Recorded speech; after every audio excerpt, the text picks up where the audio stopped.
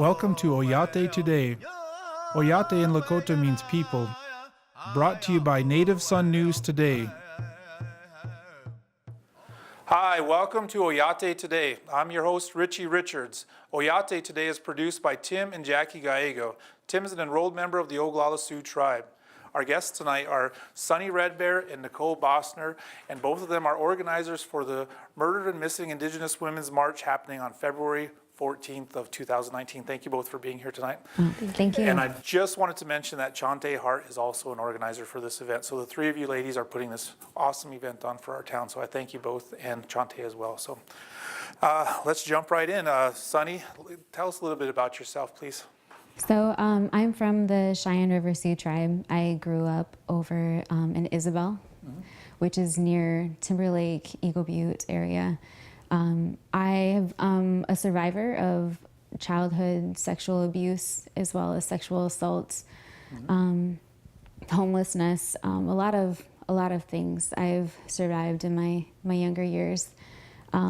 I am now a student at OLC, full-time student. I'm a mom of 2 boys and married to my husband, Rainer.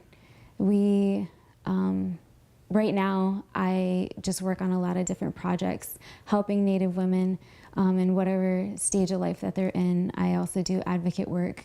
My main thing is being a writer, which what I use my life experiences enable to connect with these women and to help them through their healing processes. So.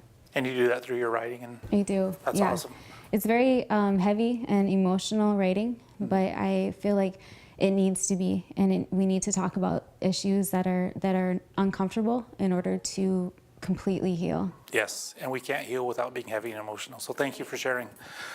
Nicole, can you tell us a little bit about yourself, please? My name is Nicole. I am an enrolled member of Standing Rock Sioux tribe. I was actually raised in Black Hawk up until elementary school, and then I moved down to Orlando, Florida. I am a full-time student at Oglala Lakota College, getting my bachelor's in business. I am also the president of the American Indigenous Business Leaders, HESAPA chapter. We won chapter of the year last year. Congratulations. Thank you. We were involved in the community a lot last year. We were part of the march. Last year's MMIW march? Last year's MMIW march. We were a part of that last year.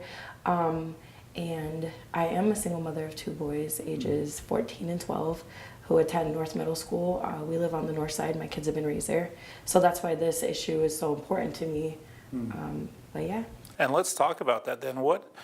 Nicole, what is MMIW? What is the MMIW march? What is that? I know it's a national and international kind of movement, but locally, what is that? I feel like locally it's needed.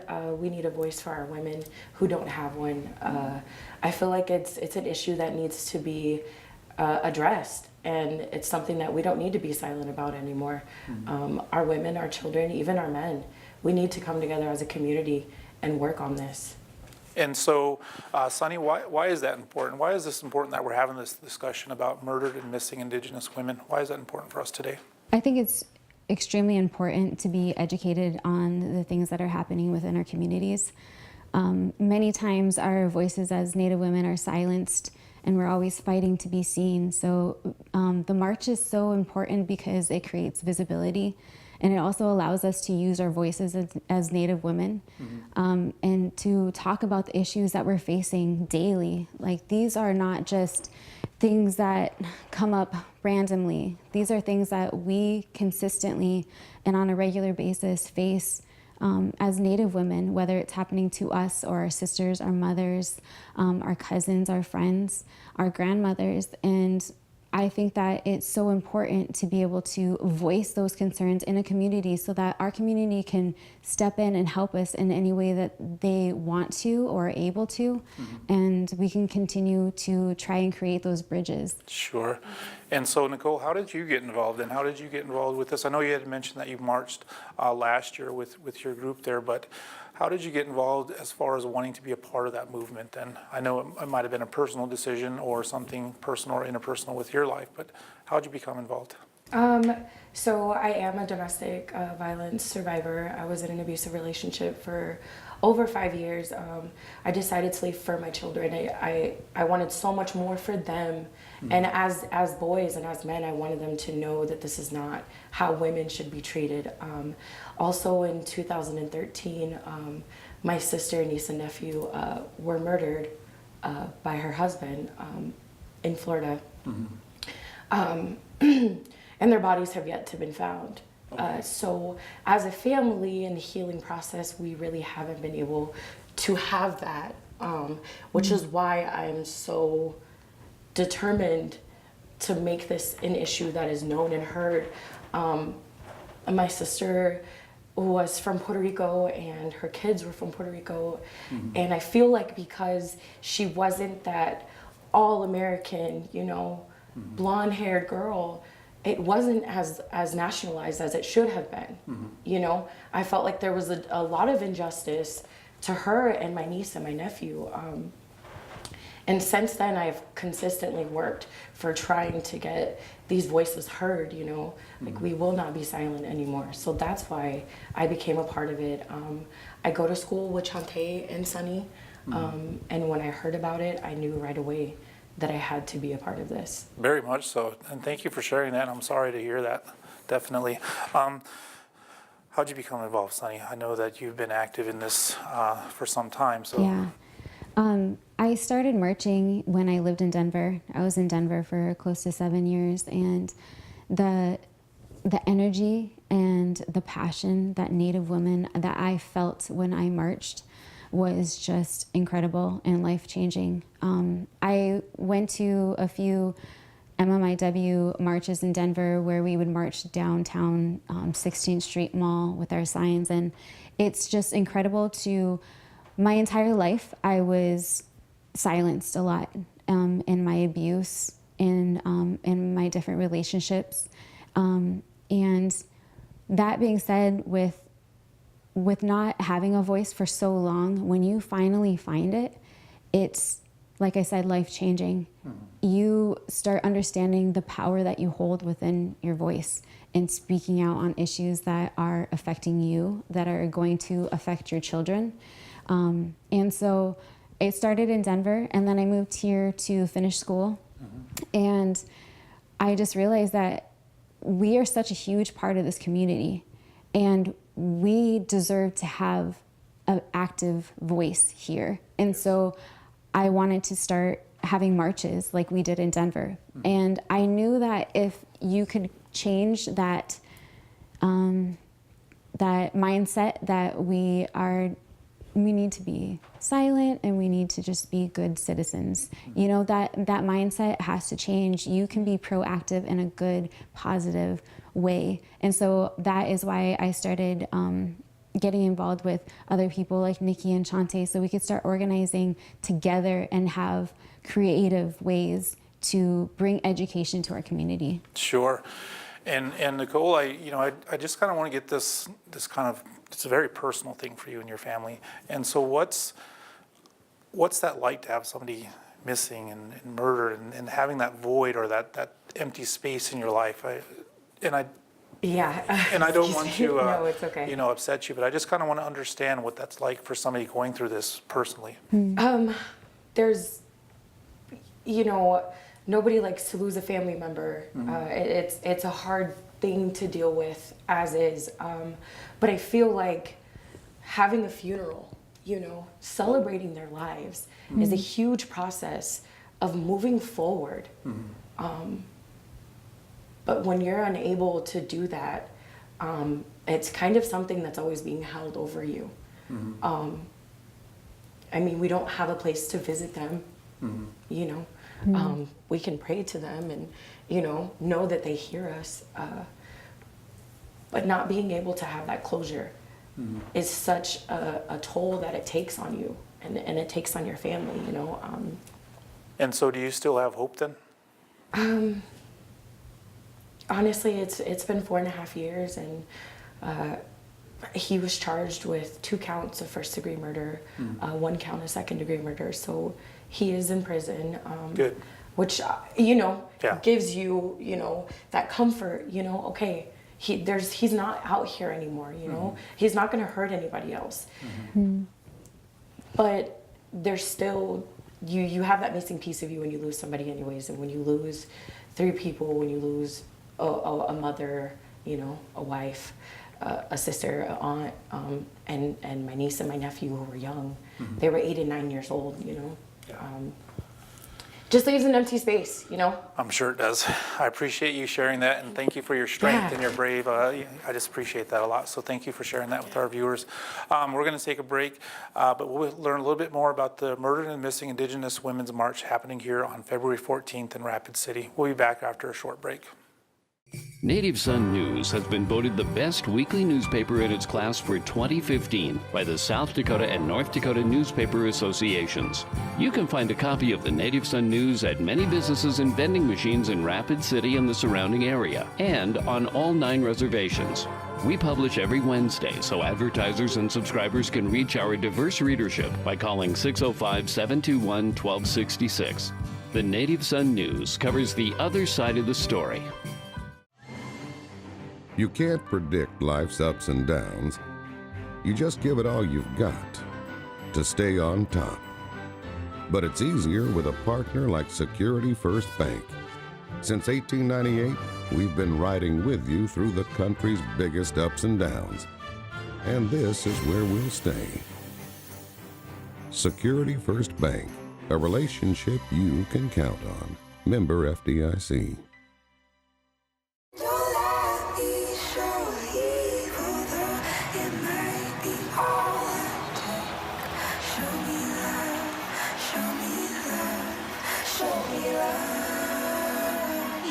I got a crick in my neck, limp in my step, cramping in my muscles every time I try to flex.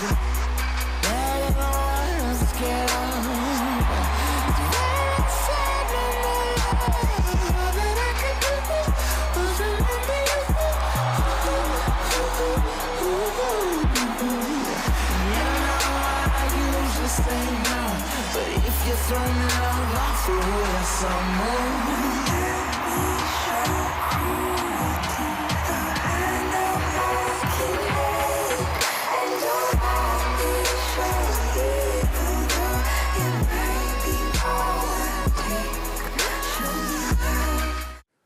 Hi, welcome back to Oyate Today. Once again, our guests tonight are Sunny Red Bear and Nicole Bostnar. Thank you so much for being here, and thank you so much for sharing your personal story, Nicole. That was awesome, and sad and tragic, so thank you so much. I appreciate you being here tonight. Nicole, why are, and I don't know if this is the appropriate way to ask this question, but I'm just going to throw it out there. Why are American Indian women, I guess, chosen or by their kidnappers or their murderers? Why are they susceptible to being chosen by their victimizers in this way? I think that first and foremost, being a Native American woman and surrounding myself with Native American women, we have such a strong presence wherever we go. We're beautiful. Sure. We're beautiful, we're strong. We're strong-minded, we're strong-willed. I think that a lot of the MMIW issues, though, has a lot to do with the location, with all of the oil rigs, you know, coal mining. It's bringing a lot of people who wouldn't normally be in our areas to our areas. And you know, quite honestly speaking, when they're near reservations or rural areas and there's Native women who live there, who were raised there, I feel like that's why they're being chosen at such a high rate because of where these places are located, where these man camps are. But yeah, I believe that for sure. And how about you, Sunny? Why do you feel they're being sought out? So to compound on that, a lot of people that are coming into our communities, they're almost like instant communities of people that there's no background checks. There's nothing of that sort to be done. But also, when it comes to Native women and the laws and policies that we have to protect us, they're not there. We don't have that. And I think that it's prime for these predators that want to come in and prey on Native women because of that vulnerability.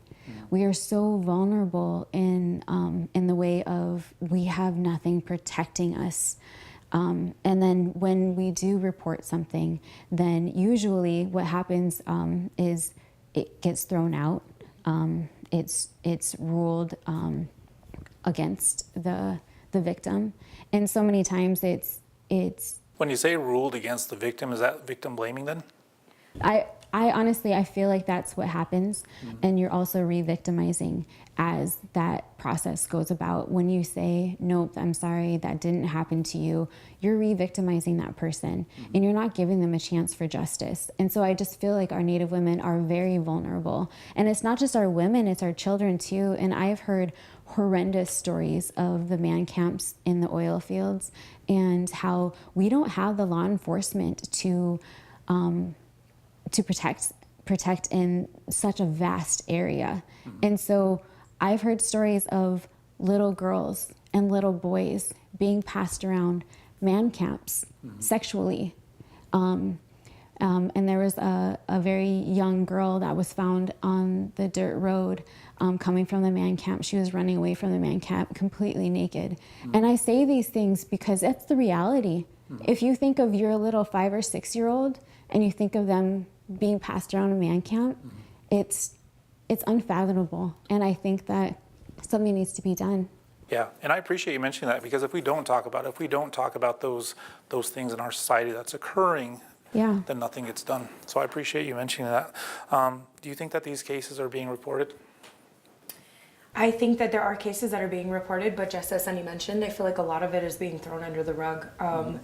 Being an MMIW advocate, I've received multiple messages of people who have witnessed abuse, of people who have tried to reach out, tried to say something, and it just gets continuously swept under the rug. So I do feel like a lot of these things are being reported, but I feel like it doesn't get any further than that. And that's where the issue lies, is where's the justice for these people? So there's reports being made, but not a thorough investigation on Yep. some level. Nicole, you had mentioned that Native American women are beautiful, and that's a part of the reason that you feel that there's this kind of sought out by Native and non-Native men to victimize them. And Sunny, I just wanted to kind of build on that, I guess, and I guess ask you, do you feel that Native American women are kind of overtly sexualized and kind of dehumanized in American society based on, For sure. Yeah, I believe that wholeheartedly, because of the way that our society is now and the way that we are depicted as Native women. We are overly sexualized. It's almost like in a fantasy sort of way. And so what that does is it creates for us even more pressure when it comes to these predators that come. They have this sort of fantasy that has been created by mainstream media. I've seen multiple people that are very well known, like Nicki Minaj, the rapper, who posted a picture of Pocahontas very seductively. And I know she got a lot of backlash on that because of the fact that we always have to protect ourselves. We are always protecting ourselves, like whether I get off of work and I'm walking to my car at night, whatever it is, like our children being taken from schools or from the school bus, whatever it is, we're in those situations where we're super vulnerable, and that hypersexualization just causes so much more. It's such a big problem. And so I think that with that happening, it's not only affecting us, and people don't understand the way that it affects us because they're not Native American. They don't deal with that on a daily basis. And that it goes back, generations of that sexualization. And so I think it has a huge effect on the MMIW, our missing and murdered Indigenous women, very heavily. You kind of hinted or kind of alluded to being protective of yourself, but does that include being protective of your sexuality as a woman then? Absolutely. I fully believe in the way that I've been thinking about this for a long time, at the fact that because we have to protect ourselves in that sort of way, we're not able to celebrate our sexuality as Native women. And I think that that is so huge for women to be able to mature in that way, to empower and take back our power of being life givers. And so for Native women, we don't get to celebrate that part in ourselves. we don't get to look at that as being a beautiful thing. We are protecting it. We're always hiding it. And so I think that is extremely unfair. But that it does affect us as Native women in that way. It affects your emotional health and mental health, spiritual health, Absolutely, all of yeah. that. We're going to take a break, but gosh, that was a great discussion. We'll take a break. We'll be back after a short break.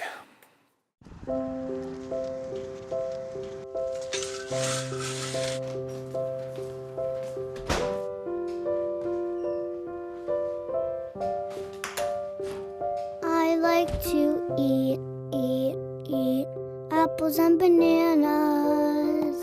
I want to eat apples and bananas. I need to eat apples and bananas. Why can't I eat apples and bananas?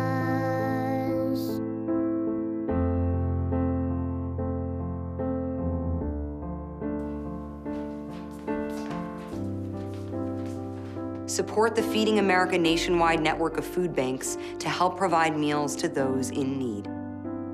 Join us at feedingamerica.org. If youth and family services weren't available in this community, there would be a lot of unmet basic needs. Very few organizations do as good a job as Youth and Family Services, getting every ounce of usefulness out of people's time, their dollars that they donate. Youth and Family Services help so many kids.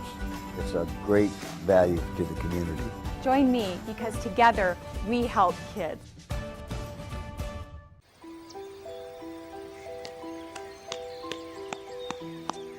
I have a dream. I want to be a soldier.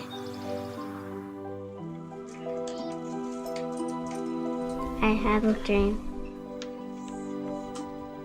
I want to be a construction worker. You can help kids' dreams come true by donating to Rural America Initiative's Building Fund. Hi, welcome back to Oyate Today. Once again, our guests tonight is Sunny Red Bear and Nicole Bostnar, two of the three organizers for the Murdered and Missing Indigenous Women March happening on February 14th later this month. So thank you both for being here. It's been a great discussion. Nicole, can you tell me, why is South Dakota kind of a prime location for sex trafficking? Why do you think that South Dakota is a prime location for sex trafficking of Native American women and girls? Well, firstly, South Dakota has some of the most, I think it's one of the highest states for the most reservations. And because of the oil rigs in North Dakota, there's some in Wyoming. So if right off of I-90, which takes you directly through South Dakota, which takes you past numerous reservations, it's a high trafficking place. With the build of the Dakota Access Pipeline, there's going to be more man camps and they're going to be closer to us than what they initially were. We were having to deal with man camps in North Dakota. With that pipeline, we're going to have to deal with man camps coming all the way through South Dakota. Sure. Now, Sunny, give us some numbers as far as why is this movement so important? Give us some numbers and statistics here. Right. So a lot of our statistics can vary in the areas in which you live, but nationally through, I wrote these down because I believe it's very important to get them correct. That's fine. The National Institute of Justice, they funded a study that showed 4 out of 5 Native women will experience violence in their lifetime. That's going to be 84.3% of Native women that experience violence in their lifetime, which is just ridiculous. I think that our complacency has a lot to do with that as a state, as a city. And so with that being said, also 730,000 women have experienced violence just in this last year. So if you go to nij.gov, I believe it's going to be journal number 277. So in that journal, they have multiple statistics that are new and that are inclusive to men and women. And those statistics are, I was reading through them last night and literally started crying because of the percentage of non-natives that come onto the reservations that commit these crimes, because they know that there is no repercussions to those actions.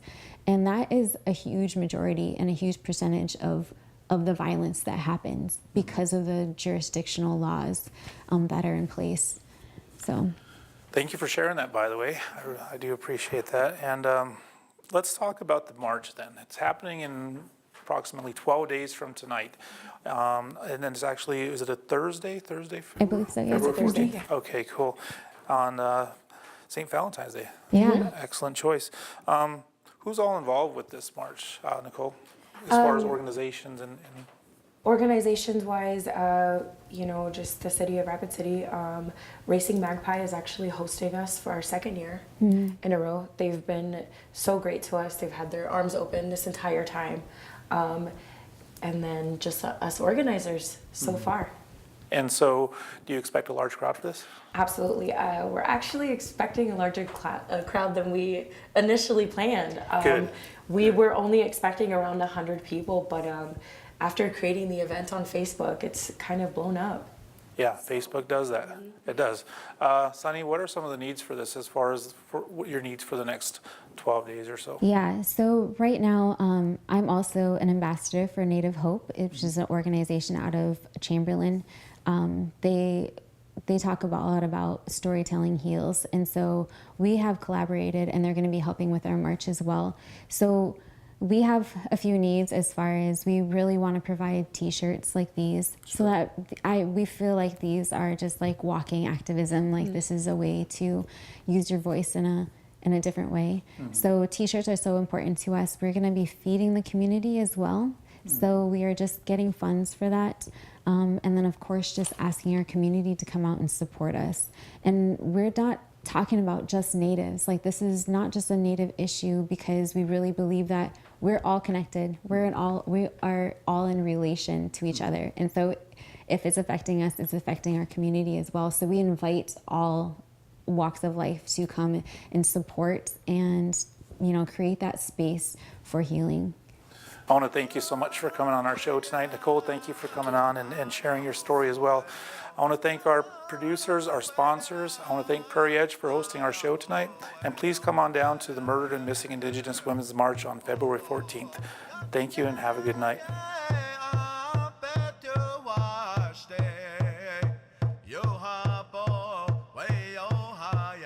You've been watching Oyate Today, brought to you by Native Sun News Today.